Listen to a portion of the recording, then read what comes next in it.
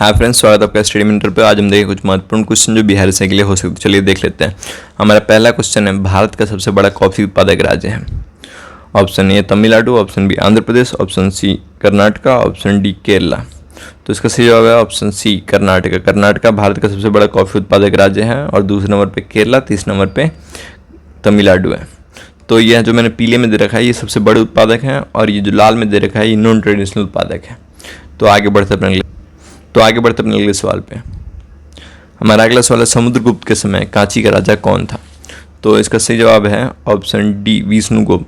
ये इलाहाबाद के स्तूप पे लिखे हुए शिलालेख के अनुसार है। तो आगे बढ़ते अपने अगले सवाल पे। हमारा अगला सवाल है, किस राज्य के राजाओं ने सीरिया के साथ राजनीतिक संबंध बनाए। Option A Maurya, option B Gupta, option C Pallava, option D Chola. तो इसका सही जवाब है ऑप्शन ए मौर्य वंश के शासक थे बिंदुसार। तो उन्होंने सबसे पहले सीरिया के 5 ग्रीक राजाओं के साथ संबंध बनाया। उसमें सबसे पहले थे एंटियोकस और उनके एक राजदूत इनके दरबार में थे डाइमोकस। तो आगे बढ़ते अपने अगले सवाल पे। हमारा अगला सवाल है, हसन निजामी और फक्के मुदब्बिर किसके दरबारी कवि थे। Option A Qutubuddin Aibak, option B Iltutmish, option C Balban, option D Alauddin Khilji. तो इसका सही जवाब है ऑप्शन ए कुतुबुद्दीन ऐबक के दरबारी कवि थे। आगे बढ़ते हैं अगले सवाल पे। हमारा अगला सवाल है, शनिवार वाड़ा किस वंश से संबंधित था। तो option A Mughal, option B Maratha, option C Vijayanagara, option D Hoysala. तो ये इसका सही जवाब है ऑप्शन बी मराठाओं से। तो ये जो शनिवार वाड़ा था ये पेशवा के बैठने के स्थान होते थे और पेशवा होते थे प्रधानमंत्री के बराबर। तो ये जो शनिवार वाड़ा था इसकी स्थापना करवाई थी 1732 में पहले पेशवा ने, जो बाजीराव पेशवा एक थे। तो आगे बढ़ते अपने अगले सवाल पे। हमारा अगला सवाल है, एकेडमिक एसोसिएशन की स्थापना किसने की थी। तो देख लेते हैं। Option A Henry Vivian Derozio, option B Madhusudan Dutt, option C Madan Mohan Tarkalankar, option D Surendranath Tagore. तो इसका सही जवाब है option A Henry Vivian Derozio. तो इसकी स्थापना हुई थी हिंदू कॉलेज में कोलकाता के। तो आगे बढ़ते अपने अगले सवाल पे।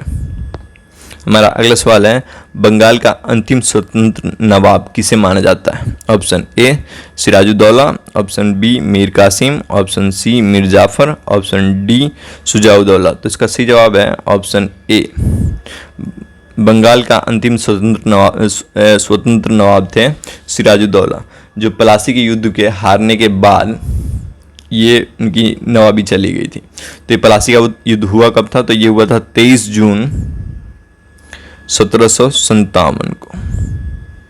इसमें वो लड़े थे British plus French allied forces के साथ। तो चलिए आगे देखते हैं हमारा अगला सवाल। हमारा अगला सवाल है, स्वतंत्रता से पहले भारत के किस राज्य में प्राथमिक शिक्षा अनिवार्य थी। Option A Vadodara. सही जवाब यही है ऑप्शन ए वडोदरा। तो इसके जो शासक थे उन्होंने 1906 में 7 साल से 12 साल के बच्चों के लिए प्राथमिक शिक्षा अनिवार्य कर दी थी। आगे बढ़ते अपने अगले सवाल पे। हमारा अगला सवाल है, अंडमान निकोबार द्वीप समूह का न्याय क्षेत्र किस न्यायालय की देखरेख में आता है। ऑप्शन ए पोर्ट ब्लेयर में मुंबई हाई कोर्ट के circuit bench, option B Port Blair में कोलकाता हाई कोर्ट के सर्किट बेंच में, ऑप्शन सी पोर्ट ब्लेयर में मद्रास हाई कोर्ट के सर्किट बेंच में, ऑप्शन डी पोर्ट ब्लेयर में सुप्रीम कोर्ट हाई कोर्ट के सर्किट बेंच में।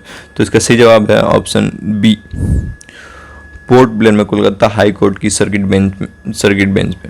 तो चलिए आगे बढ़ते हैं अगले सवाल पे।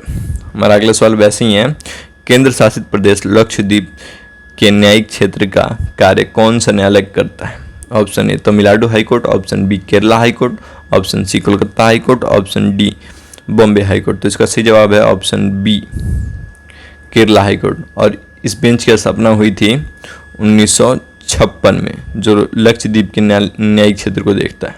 आगे बढ़ते अपने अगले सवाल पे। हमारा अगला सवाल है, मीना क्षेत्र का मुख्य उद्योग क्या है। तो इसका सही जवाब पहले ऑप्शन देख लीजिए। ऑप्शन ए विनिर्माण, option B petroleum, option C खदानें एवं खनिज, ऑप्शन डी पर्यटन। तो इसका सही जवाब है ऑप्शन बी पेट्रोलियम। तो ये जो मीना है इसका फुल फॉर्म है middle eastern and northern Africa. आगे बढ़ते हैं, इसमें देख लेते हैं कुछ और चीज़ें, जैसे कि इसमें कौन कौन से देश आते हैं। तो चलिए मैं बोलता हूँ, आप नोट कर लीजिए, मन है तो या छोड़ दीजिए। तो बस आप सुन लीजिए।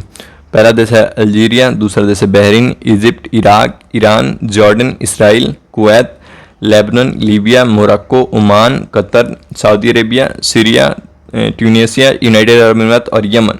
चलिए आगे देखते हैं अपने अगले सवाल को। हमारा अगला सवाल है, नदी बेसिन क्षेत्र के आधार पर घटते हुए क्रम में सही विकल्प चुनें। Option A Amazon Congo Ganga, option B Amazon Congo Mississippi, option C Amazon Mississippi Congo, option D Amazon Mississippi Ganga. तो इसका सही जवाब है option B Amazon Congo Mississippi. तो ये इनके क्षेत्रफल के अनुसार ये घटते हुए क्रम में सबसे बड़ा अमेजन, उसके बाद कांगो, उसके बाद मिसिसिपी। तो अब तीनों का क्षेत्रफल हम देख लेते हैं। तो जो सबसे बड़ा क्षेत्रफल है वो अमेजन का है, वो 75 लाख स्क्वायर किलोमीटर। उसके बाद कांगो नदी का है जो है 40,14,500 स्क्वायर किलोमीटर। उसके बाद मिसिसिपी का 29,81,078 स्क्वायर किलोमीटर। तो अब ये देख लेते हैं ये किन किन देशों से गुजरते हैं। तो जो अमेजन है ये गुजरता है ब्राज़ील, सबसे मुख्य है, उसके बाद पेरू, उसके बाद एक और कोई देश है मेरे को अभी याद नहीं आ रहा, फिर कभी देख लेंगे। तो उसके बाद कॉन्गो को देख लेते हैं। कॉन्गो जो है ये गुजरता है अफ्रीकन कुछ देशों से। तो आगे बढ़ते हैं। अब ये दूसरा है मिसिसिपी, जो पूरी तरह से यूएसए में पड़ता है। आगे बढ़ते हैं अपने अगले सवाल पे। हमारा अगला सवाल है, बिहार का प्रसिद्ध बांध है। तो इसका option A Badua dam, option B Tehri dam, option C Gandhi Sagar बांध, ऑप्शन डी बखड़ानंगल बांध। तो इसका सही जवाब है ऑप्शन ए। आगे बढ़ते अपने अगले सवाल पे। हमारा अगला सवाल है, दरभंगा महल किस प्रदेश में है।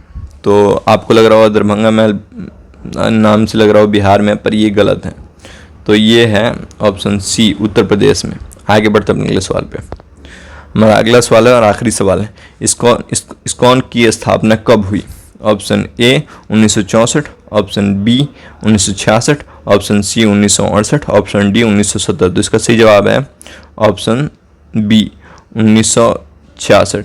तो इसका स्थापना किया था एसी भक्ति वेदांता स्वामी प्रभुपाद ने।